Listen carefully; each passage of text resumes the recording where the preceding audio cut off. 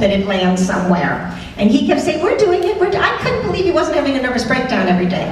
I was having a nervous breakdown every day, but then maybe that was what I was I'm supposed dead to inside, do. that's why. That's why.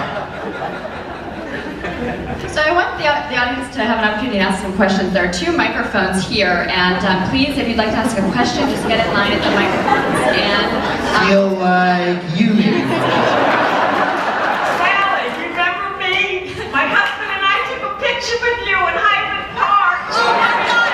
Married 51 years. How long?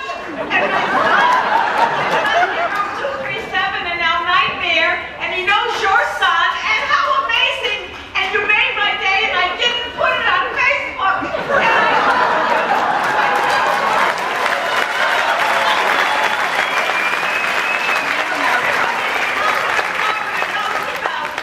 You are the most wonderful, amazing person, and I'm turning 76, and you made my life.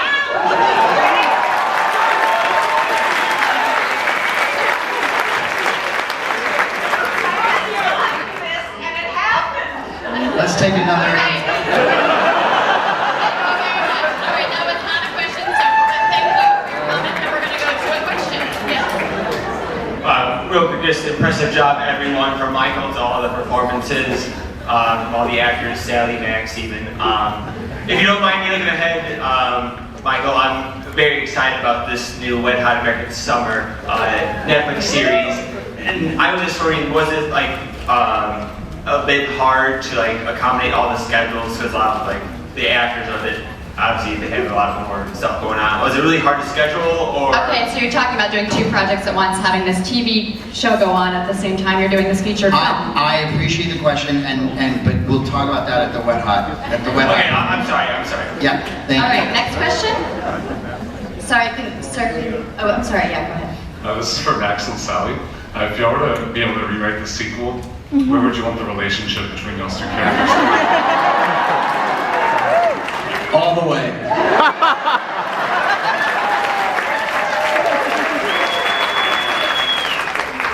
I think we're at All the Doris, way. we begin with Doris's funeral.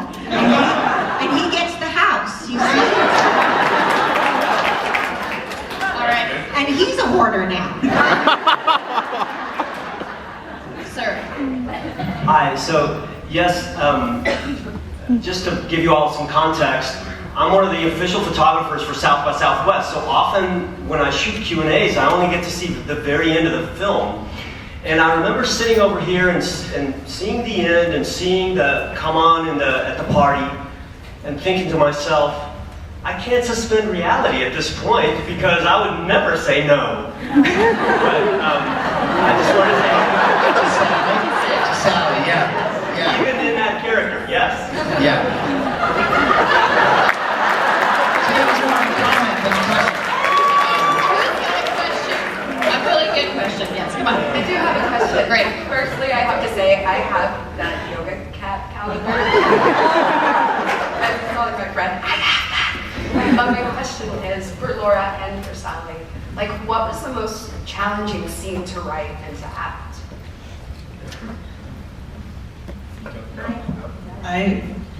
You go. I mean, I think for Michael and I, just just finding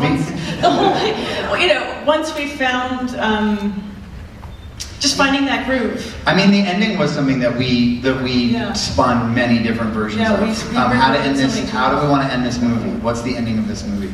And so this version of the ending, even itself, had 3 or 4 versions built into it. So we've shot it so that if it feels right, that we like that. If fuck it, why can't this work out? Because why can't it? What are we, But then it didn't feel right, so we did it. But then it was like, but it feels right enough that we wanted to be like, Doris, wait, you don't know what he's gonna say, We had all sorts of different versions of the ending, and I think like this is the right ending. This feels like the right ending. Yeah.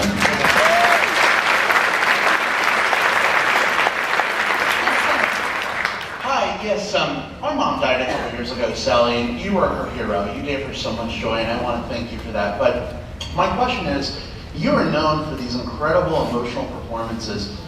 Where does that come from? How do you find that in yourself? to have those breakdowns.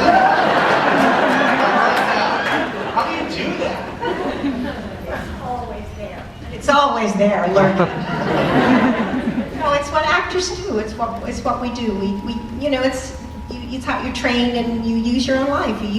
I'm sure if someone spent a few moments talking to you, you would have it too somewhere. I could get it out of you. You have deep sadnesses waiting to be unleashed. We all do. Yes, sir. One of the most remarkable things to me about this movie was the fact that even in some of the kind of heaviest dramatic scenes, you're going straight into jokes in a way that feels like it's coming straight out of the character. So it's not a tonal shift, but there's a balance within the scene between the really heavy drama and the comedy. Can you talk a little bit about how you find that on set and in the script? I mean, you don't want to fall into, you want to stay out of feeling trite. So there's an instinct to want to not pile it on. And I think there's just something satisfying to me about switching gears, constantly switching gears. And so it's more of like a rhythm thing for me of like, you know, hit them low, hit them high, just keep taking punches, you know. And so an example, what I really like is when Roz and Doris get into their big argument and they really, rip each other's hearts out. They get to the heart of the matter. Like, get over your husband and grow up. And she's like, I don't steal cheese, that cheese is free, you know? And it's sort of like letting us all off the hook so we can kind of go back into enjoying the movie a little bit. So it's really just kind of like for me, it's just sort of like a pacing and structure kind of thing. Yes, ma'am. Sorry, Laura, sorry. I was going to say, I think life is like that, you know, where very dramatic moments are often very funny and you find yourself laughing at inappropriate times, and that's what life is. So I think that's what it's Yeah. Yep. Yes, ma'am. Well, we had a really great time out here watching this movie. It was just so much fun, and we just laughed and laughed and laughed. And it just kind of makes me wonder, Sally, was there times in the filming that was just really funny? All three of you, actually. That was just really funny also? Did you have a hard time getting through any of the scenes? No. Well, we were laughing throughout. It was so much fun to make this movie. It was grueling beyond your wildest dreams because it was really hot. We shot part of it in LA. It was unbelievably hot. It was unbelievably fast. And then we were in New York. I know. But, I don't know. Did I ever laugh at anything? I'm a hard You guys enjoyed the kissing scenes, I recall. I was embarrassed. No. Yeah. What was your You enjoyed the kissing scenes. Come That's on. true, I I'm afraid we're going to have to go to the next person because we're almost out of time. So yes. All right, so amazing work on the film. But Sally, what was your first reaction the first time you saw Doris's costumes? That was we should actually have our costume designer here and our makeup in here because they were amazing.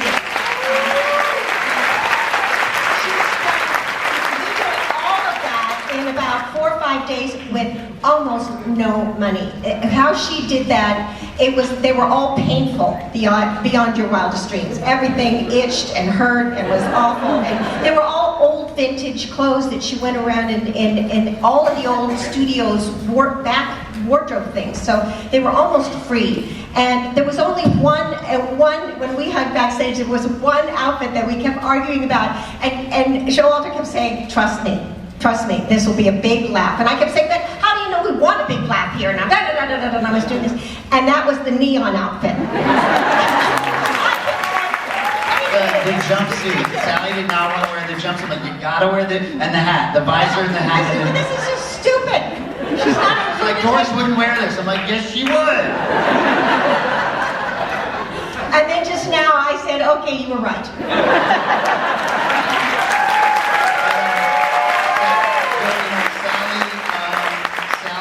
To spend an entire day with the costume designer at the studio just trying on costumes, and so they spent, that was correct me if I'm wrong, but that was kind of the first. Well, we spent many days doing it, Yeah. but one day, like Just from playing the dress crack up of and just dawn, trying on a yeah, million just trying, so we costumes. could find the character. We actually, and I've done this before in my life, we actually found the character through the clothes. Yeah. When I kept trying on clothes and trying on clothes and trying, we go, wait a minute, I think we have something here. And it was only then that we. What was the name you had for the hairpiece? Oh God, what was her name? I forgot.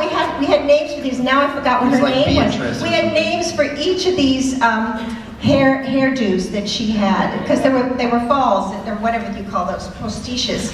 And we named them, and now I forgot what their names were. You see, that's the way it is with actors. You don't work with them, and they're out of your mind. I want to just also shout out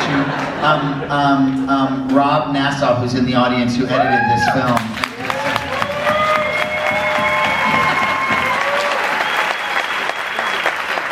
One last question, Okay. and ma'am. Oh, it was Beverly. That's what it was. It was Beverly. Ma'am, go ahead. Thanks. Sorry, That's such a great question. It was actually part of mine. But, so what, if you can't tell us the ages, right? What are we supposed to believe the age gap is between the characters? About 35 years. Give or take. Yeah. And maybe Laura, you want to talk about the original concept behind Doris and the Intern, your short film. I just like really funny characters, and it just seemed like a great juxtaposition of opposites, and for me that's what comedy is all about. And so, yeah, and then we you know, once I started collaborating with Michael, we ran with it and turned it into something completely new. Well, I think that's all we have time for, but I'd just like to thank all of you so much.